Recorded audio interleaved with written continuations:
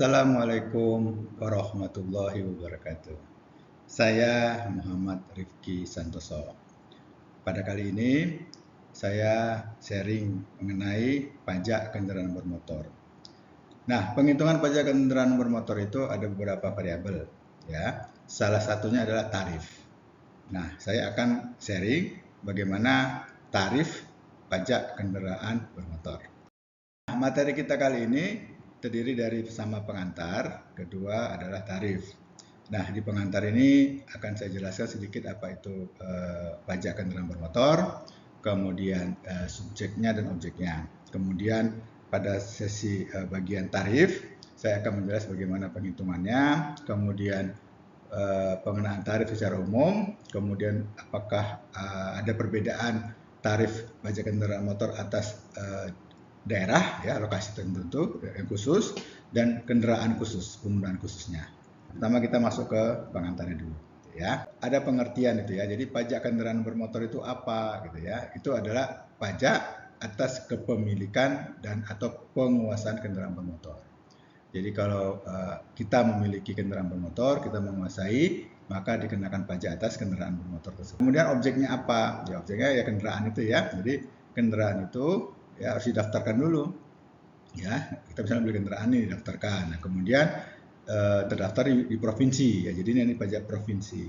Nanti di provinsi mana terdaftar, ya. Nah, daftar, kemudian baru dikenakan pajak. Dan ada beberapa pengecualiannya, ya. Di antaranya misalnya kereta api, ya, itu tidak ada pajaknya, kan kendaraan bermotor juga itu ada motornya, gitu ya, tapi nggak ada pajaknya. Kemudian yang dipunyai oleh diplomat, nah tidak ada, ya, itu beberapa di antaranya, ya. Kemudian subjeknya. Nah, siapa yang berkewajiban melaksanakan kewajiban pajakan kendaraan bermotor ini? Nah, itu subjek namanya. Nah, itu tentu adalah orang pribadi dan badan.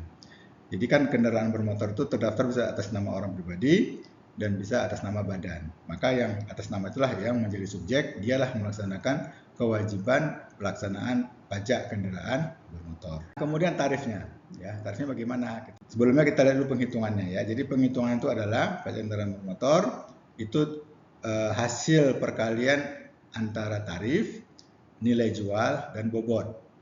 Nah, pada kesempatan ini saya akan membahas sharing mengenai tarifnya. Tarif itu paling tinggi adalah 1,2%. Nah, jadi secara umum, ya, tarif kendaraan bermotor paling tinggi 1,2%. Tidak boleh lebih dari itu. Kalau kurang, boleh. Nah, untuk pemilihan pertama, ya. Pemilihan kedua, ini kan progresif. Nah, kedua, ketiga, dan seterusnya itu sebesar 6% paling tinggi. Ya, boleh lebih rendah, tapi tidak boleh lebih dari 6%. Jadi kalau punya kendaraan bermotor pertama itu 1,2%, yang kedua 6%, ketiga 6%, keempat 6%, ya, gitu ya. Untuk daerah khusus, ya, jadi ada daerah di Indonesia ini yang tidak mempunyai kabupaten, di provinsi saja. Ya, saat ini yang ada adalah DKI Jakarta. DKI Jakarta itu ke provinsi, tapi dia tidak punya kabupaten atau kota otonom. Ya, nah makanya itu tarif pajak kendaraan bermotornya berbeda. Nah, berapa tarifnya untuk yang pertama, kedua, dan selanjutnya? Kita lihat, ya, berdasarkan undang-undang ternyata untuk daerah khusus itu tarif pajak kendaraan bermotor untuk kendaraan pertama itu 2%. Beda, ya, tapi secara umum kan 1,2. Nah, kalau yang khusus, ya, yang tidak ada daerah otonom atau kabupatennya, kota otonom, misalnya DKI, itu paling tinggi 2%. Secara umum 6% tadi, ya, kendaraan selanjutnya, kedua dan selanjutnya. Nah, di daerah otonom ini, daerah khusus ini, ya, daerah khusus itu paling tinggi 10%, ya. Jadi dia diberikan oleh undang-undang, ya, Undang-Undang HKPD untuk mengenakan tarif pajak kendaraan bermotor lebih tinggi. Bagaimana terhadap kendaraan yang penggunaannya khusus? Nah, apa aja itu? Nah, di undang-undang mengatakan ada beberapa, ya. Pertama adalah angkutan umum. Angkutan umum itu berbeda. Kemudian angkutan karyawan, di perusahaan kan punya angkutan kendaraan bermotor, ya, gunakan untuk angkutan karyawan. Kemudian angkutan sekolah, ya, bus sekolah atau mobil angkutan jemput, tapi milik sekolah, gitu ya. Kemudian ambulans, kemudian mobil pemadam kebakaran, digunakan untuk sosial keagamaan, ya, lembaga sosial, keagamaan, ya, kemudian pemerintah pusat dan pemerintah daerah. Nah, kalau ini kendaraan bermotor penggunaannya khusus ini, ya, itu tarifnya berbeda sama tadi. Nah, berapa tarif paling tinggi? 0,5%. Nah, Beda ya. Jadi kalau yang tadi 1,2, yang daerah khusus 2, ya. Kemudian penggunaan khusus 0,5%, ya. Nah, di sini tidak ada kendaraan kedua, ketiga berbeda. Jadi untuk yang penggunaan khusus ini itu hanya satu saja, 0,5%, baik kepemilikan pertama, kedua dan selanjutnya. Keputusan Kementerian Dalam Negeri nomor 6 tahun 2023 itu diberikan tambahan pengurangan. Nah, ya, jadi untuk kendaraan umum, angkutan umum yang dia itu digunakan untuk angkutan orang, ya misalnya bus gitu ya, angkutan orang ya.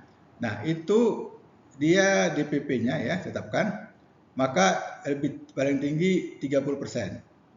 Ya, jadi kan undang-undang mengatakan untuk angkutan umum, undang khusus itu kan 0,5%. Nah untuk yang angkutan umum yang untuk angkutan orang, ya itu dapat diskon lagi. Jadi dari DPP-nya dari pengenaan pajak itu 30%. Ya ini kelihatan dari sini kan, jadi PKB ya pajak kendaraan bermotor kali tarif. Nah tarifnya ini tetap 0,5%. Kemudian kali nilai jual kali bobot. Tadi kan variabelnya ini. Nah dasar itu adalah nilai jual kali bobot itu dasarnya. Nah dijumlahkan itu nanti diambil 30%-nya. Itu ya. Nah, jadi kalau misalnya kita lihat efektif tax rate-nya ya, tarif efektif itu berarti 30% kali setengah persen, itu sekitar 0,15%. Angkutan barang ya, itu ditambah lagi pengurangan sebesar 60%. Ya, tarifnya tetap 0,5%, nanti DPP-nya itu ya, dasar pajak itu dikali 60% dulu. Ya, jadi kalau tarif efektifnya berarti 0,5% kali 60% itu berarti sekitar 0,3%. Nah, ini lebih murah ya. Karena ini kan untuk umum, sehingga nanti perusahaan angkutan umum itu dikenakan pajak lebih sedikit.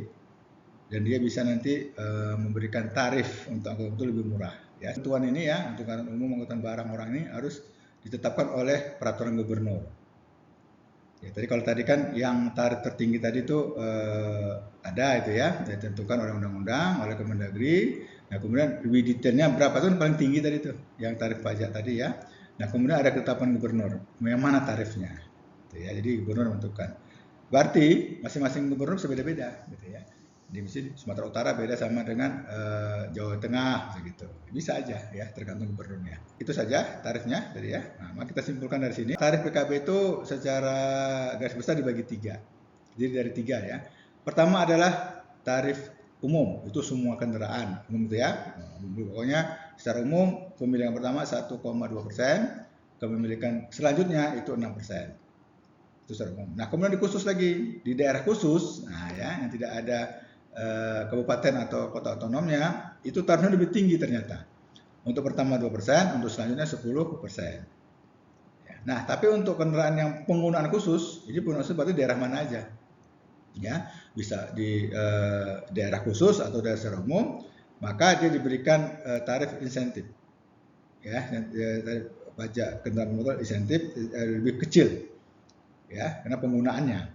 Ya, misalnya untuk ambulans saja ya, angkutan umum itu. Nah, itu secara umum ya untuk yang pengguna khusus tadi adalah 0,5%. Itu. Nah, dari umum tadi ya yang penggunaan khusus yang umum tarifnya 0,5% diberi insentif lagi. Kalau untuk angkutan orang. Nah, orang secara efektif tax rate-nya sekitar 0,15%. 0,15% lah ya. Nah, untuk angkutan umum yang barang, ya angkutan barang itu diinsentif lagi dikasih 60% insentifnya ya dari DPP-nya, sehingga efektif tax rate-nya sekitar 0,3%. Ya. Ini adalah tarif-tarif tertinggi. Jadi bisa lebih rendah tergantung gubernurnya. Seperti ya. Sebelum berakhir saya sampaikan sedikit ada kata-kata bijak dari Steve Jobs ya. Dia mengatakan tetaplah merasa bodoh agar terus belajar dan tetaplah merasa lapar agar terus berusaha. Jadi kalau saya mencoba menerjemahkan dalam bahasa Indonesia yang jelas dan benar ya. Jadi bahasa gaulnya gini, bahasa gaul bahwa kita jangan pernah berhenti untuk belajar dan untuk berusaha. Mudah-mudahan semuanya bermanfaat dan bisa menambah wawasan kita. Dan akhir kata saya ucapkan Assalamualaikum warahmatullahi wabarakatuh.